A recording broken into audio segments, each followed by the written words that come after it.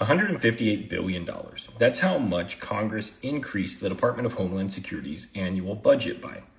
And in that, they set aside $50 billion for discretionary spending for the Department of Homeland Security to use however they saw fit, and an additional $30 billion for immigration efforts. Well, nobody knew how Kristi Noem and the Department of Homeland Security and the administration would use that $50 billion.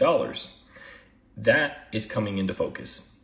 Kristi Noem has put out a solicitation of interest to buy 30 commercial airliners that would range in price to acquire all 30, depending on the amount of discount, between $2.4 and $12 billion.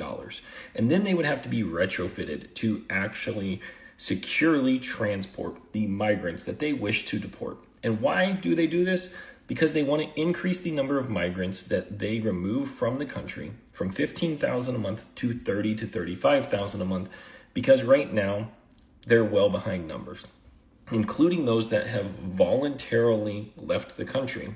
The number of migrants that have been removed from the country is estimated to be between 100 and 150,000 because nobody has a solid number. Well, by now, the Trump administration hoped to have 200,000, and by the end of the year, they hope to have 300,000 removed. So they're not going to meet that number.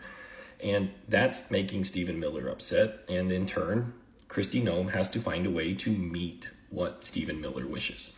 So she wants to spend $30 billion. I know I said $12 billion earlier to buy the airplanes. Well, you also have to hire flight crews. You have to hire maintenance crews. When you stand up a fleet this size, whatever your acquisition cost is, it's almost double that in hangar space, ramp space, support structure. You need a dispatch team. You need pilots. You need mechanics. You need flight medics. You need security on the ground and on the aircraft.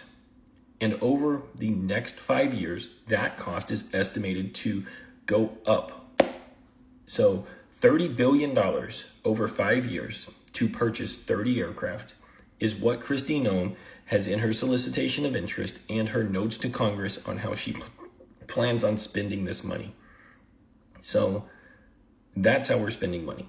Because in 4 years, those airplanes, when Donald Trump is out of office and Republicans aren't in power, those airplanes will be useless and they will be sold for scrap because nobody else in the world has a need for very specialized transport aircraft with security shackle bolts in the floor.